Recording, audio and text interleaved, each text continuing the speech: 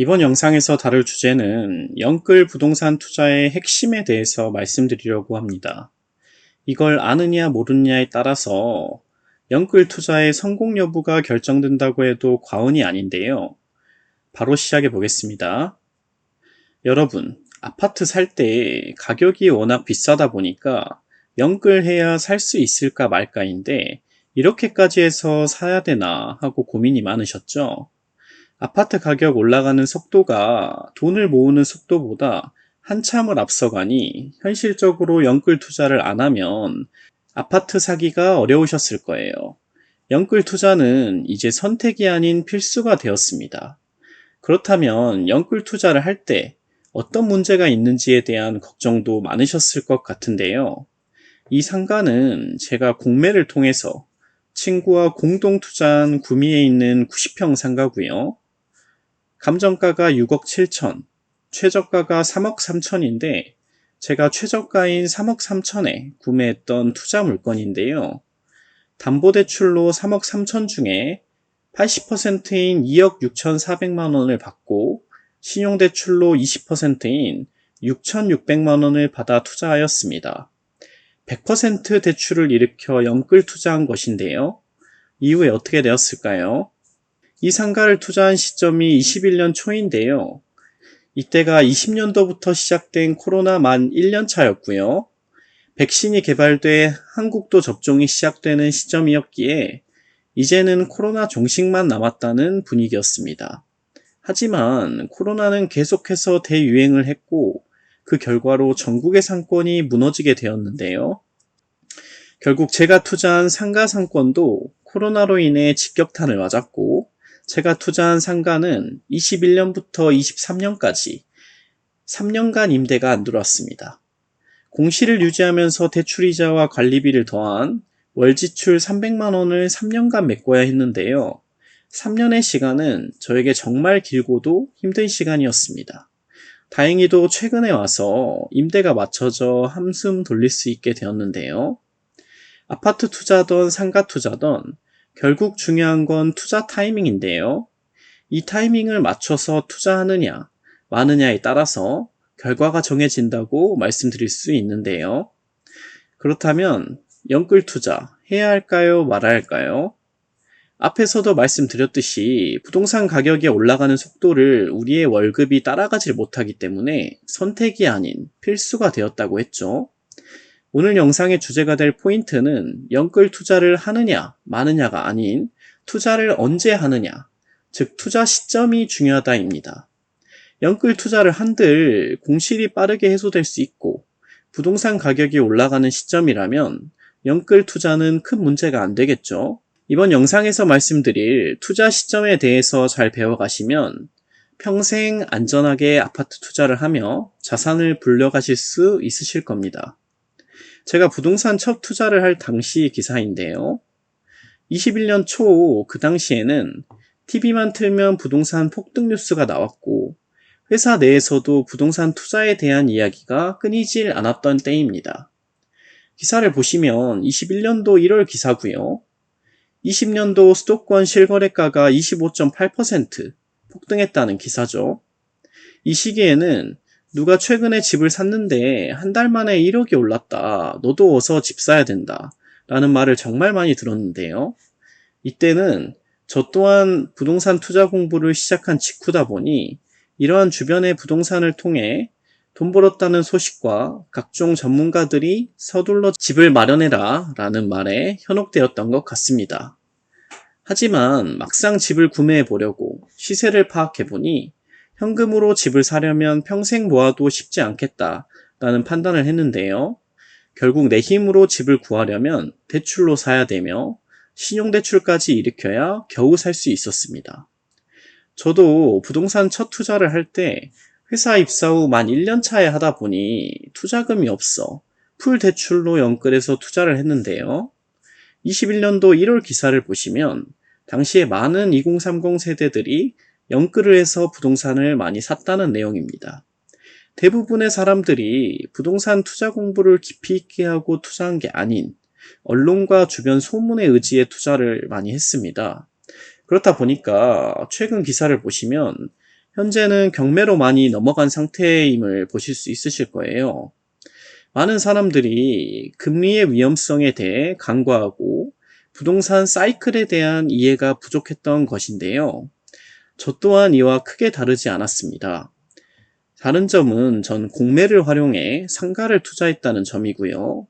몸소 영끌 부동산 투자에 대해 겪어보고 느낀 점은 부동산 장기 투자는 시기가 가장 중요하다라는 것인데요. 결국 부동산 투자의 결과는 영끌 투자를 해야 하냐, 말아야 하냐의 문제가 아닌 부동산 투자 시점이 언제냐에 따라서 결정이 된다는 것입니다. 장기 투자 관점에서 아파트 투자는 투자 시점이 가장 중요하며 아파트 사이클에 대한 이해와 금리에 대한 대비가 필요한데요. 아파트 사이클을 공부하면 투자 시점을 알 수 있고 금리를 대비하면 이자를 못 내 아파트가 경매로 넘어가는 문제를 방지할 수 있습니다. 그림을 보시면 사이클이 표현되어 있죠. 사이클은 주기, 순환, 즉 다시 반복된다라는 의미를 갖고 있는데요. 우리가 투자하는 아파트도 사이클이 있다는 점을 이해하셔야 되는데요. 아파트 사이클은 하락장, 상승장, 폭등장, 폭락장, 그리고 다시 하락장인 사이클을 반복하는데요. 실거래가 지수 그래프를 보시면 20년도부터 24년까지고요. 20년도 전 그래프의 경우에는 2008년 금융위기 이후로 집값이 상승장으로 인해 계속해서 상승했기에 생략을 했고요. 20년도 6월부터 가파르게 오르기 시작하죠. 상승장의 끝, 폭등장 사이클에 접어들었습니다. 폭등장의 경우 1년 4개월 동안 유지하다가 21년 10월에 끝이 났습니다. 그 후 8개월 정도 거래가 없다가 22년 6월부터 하락장의 시작인 폭락장 사이클이 시작되었는데요. 22년 12월까지 6개월 동안 진행된 걸 보실 수 있으실 겁니다. 상승장의 끝에는 반드시 폭등장이 오고 폭등장 후에는 반드시 폭락장이 옵니다. 이상적인 투자는 하락장의 끝이나 상승장 초입부에 투자해서 폭등장에 빠져나와야겠죠. 즉 아파트의 경우 사이클을 공부하면 투자 시점을 알 수 있습니다. 하락장에서 상승장으로 돌아선다 한들 급격하게 상승하지 않기 때문에 이때쯤 투자를 준비하셔서 각자 자금 사정이나 정부 정책과 금리를 잘 고려해 봐야겠죠. 하락장에서 상승장으로 돌아서는 정확한 시기는 알 수 없지만 대략적인 시기를 알 수 있다는 것이 포인트입니다. 다음은 금리에 대한 내용인데요. 아파트 투자의 경우 금리의 영향은 미치긴 하나 대세를 바꾸진 못하는데요. 즉 상승장에서 금리가 낮아진다고 하락장으로 바꾸지는 못한다는 말입니다. 단 상승장에서 상승을 더욱 부추기거나 상승 속도를 늦출 수는 있겠죠. 하락장에서도 마찬가지로 하락을 더욱 부추기거나 하락 속도를 늦출 수는 있습니다. 하지만 제가 투자한 상가의 경우에는 금리의 영향을 직접적으로 받는데요. 상가의 매매가는 수익률과 연동이 되기 때문입니다. 즉 금리가 올라가면 상가 수익률은 낮아지기 때문에 매매가도 같이 낮아지게 되는데요. 쉽게 말해 은행에 넣어놓으면 연 5%씩 이자를 주는데 상가에 같은 돈을 주고 투자하면 나오는 월세가 연 5% 수익률이라면 안전한 은행에 넣어놓고 싶겠죠. 최근에 미국 연준에서 올해 24년도에 3번의 금리 인하를 하겠다고 발표를 했죠. 시기는 7월 정도로 예상하고 있습니다.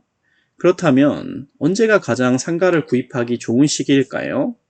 바로 금리가 가장 높을 때, 그때가 바로 매매가가 가장 낮은 시기인데요.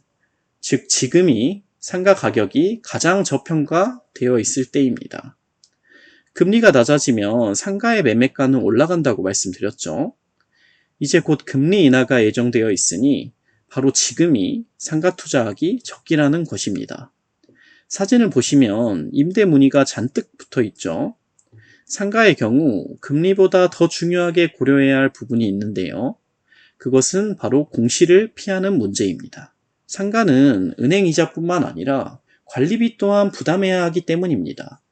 저 또한 코로나 백신이 나와 코로나가 종식되는 줄 알았지만 꾸준하게 다시 확산해 상권에 치명적인 영향을 주어 공실이 생각했던 것보다 훨씬 더 길어지게 되었는데요.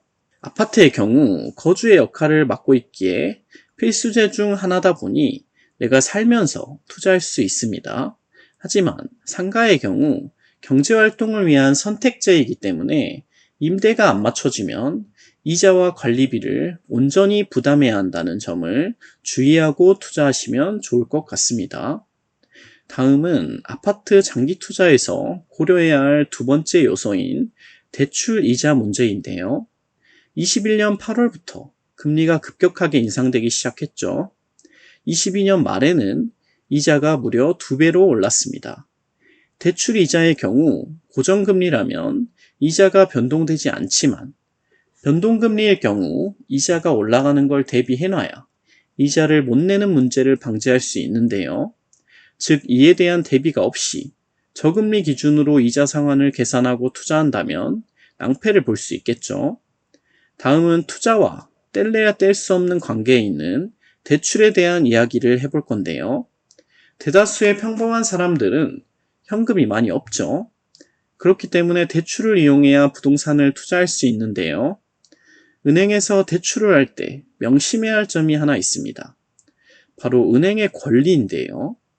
일반적으로 은행의 경우 3개월 동안 대출금을 미납하면 경매로 아파트를 넘길 수 있는 권한이 있는데요. 물건이 경매로 넘어가면 현재 시세보다 저렴하게 낙찰받게 되고 내 돈이 들어간 부분은 거의 회수가 불가능하여 큰 돈을 잃을 수 있기 때문에 이자 미납은 철저히 주의를 해야 됩니다. 뿐만 아니라 은행은 아파트 시세가 떨어지면 대출 원금을 일부 상환하라고 독촉을 할 수 있는 권한이 있는데요. 은행은 시세 대비 일정 대출 비율을 유지해야 하기 때문입니다. 쉽게 말해 1억 집을 LTV 60% 대출 6천만 원을 받았는데 집 시세가 5천만 원이 되면 5천만 원의 60%의 비율을 맞추기 위해 기존의 대출에 6천만 원 중 3천만 원을 상환하라고 요구한다는 것입니다. 즉 아파트 하락장에 투자했다면 은행 이자 걱정뿐만 아니라 시세가 떨어져 중도대출 상환 요구 또한 걱정해야 되는 것인데요. 은행은 돈을 빌려줄 때는 고객에게 맞추려고 하지만 돈을 회수할 때는 인정사정 없다는 것을 명심하시면 좋을 것 같습니다. 아파트 사이클에 대한 이해와 더불어 적절한 투자 시점 선택과 이자에 대한 대비까지 해놨다면 안전한 투자를 했다고 봐야겠죠.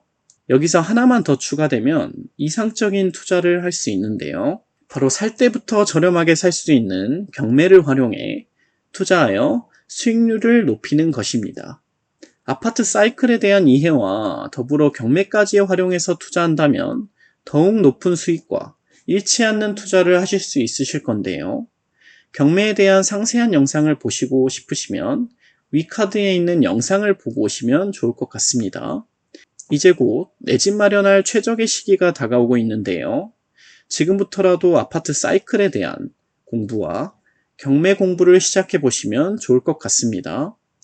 근데 아파트 투자 시점이 중요한 건 알겠는데 그래서 언제 집 사라는 거냐 라고 물으실 것 같은데요.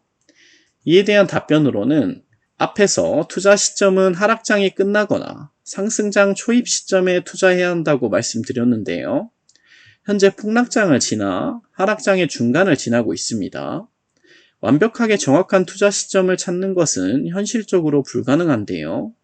저는 최소 26년 상반기 이후에 투자해야 한다고 예측하고 있습니다. 27년 초에는 대선이 있죠.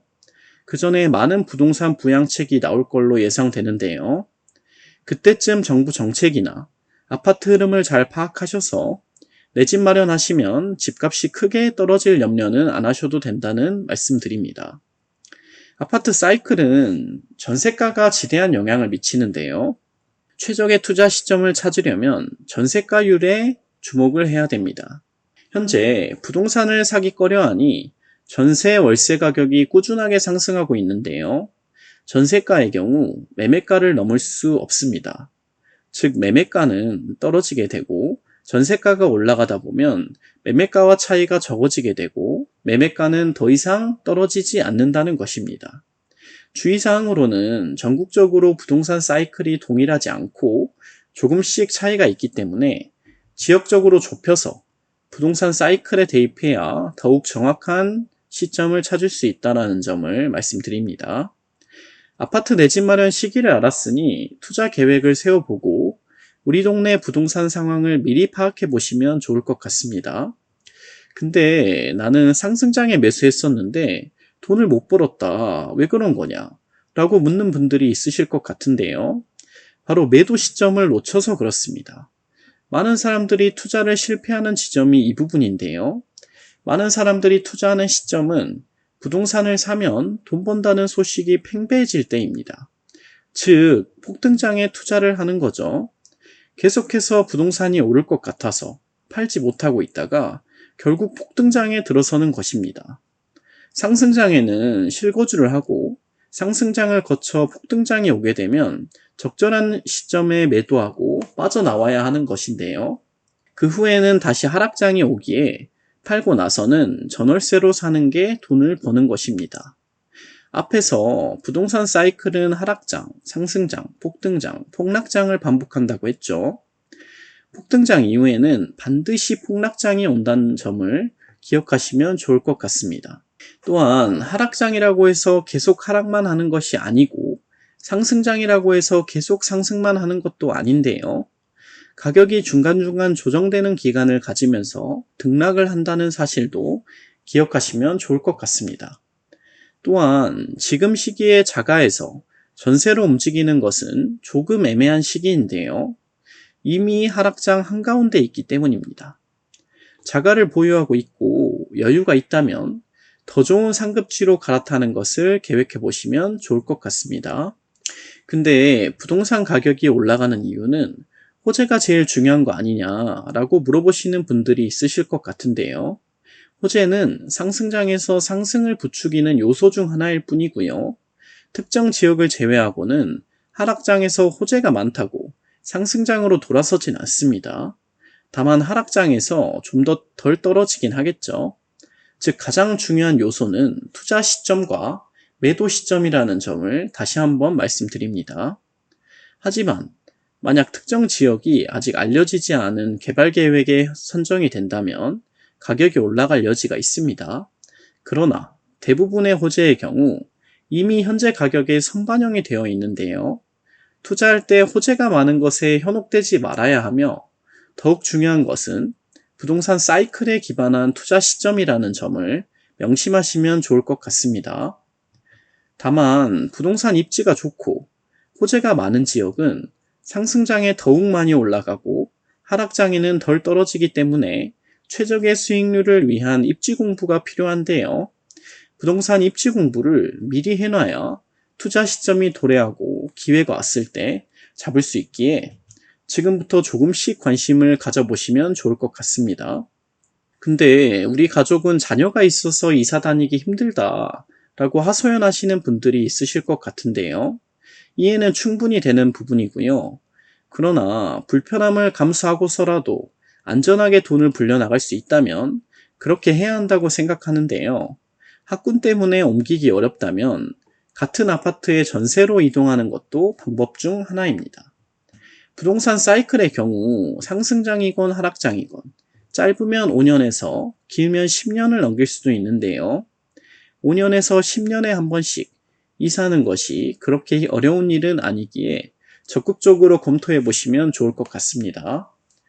또한 부동산 사이클을 계속해서 돌다 보면 결국 부동산은 우상향이 맞는데요.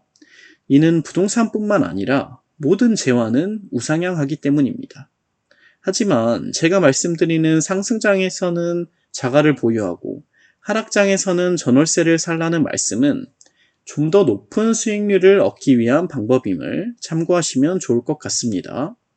또한 이사 가는 문제는 가족 모두에게 예민한 부분이기에 가족 간의 충분한 합의가 필요한 부분입니다. 저는 무엇보다 가정에 있어 경제적 안정을 최우선으로 생각하는데요. 가정마다 가치관이 다르니 잘 협의를 해보시면 될 것 같고요. 배우자와 같이 부동산 공부를 조금씩 해서 투자 계획을 세워보시면 좋을 것 같습니다. 근데 23년도에는 하락장인데 왜 상승한 거냐라고 많은 분들이 질문하실 것 같은데요. 하락장에서도 정부의 규제 완화 등을 통해서 잠깐의 반등이 있지만 다시 하락장으로 돌아선다는 점을 이해해야 되는데요. 흔히들 말하는 데드캣 바운스로 보여지고요. 많이 떨어졌을 때 일정 기간 동안 가격 조정이 이루어지는 시기입니다.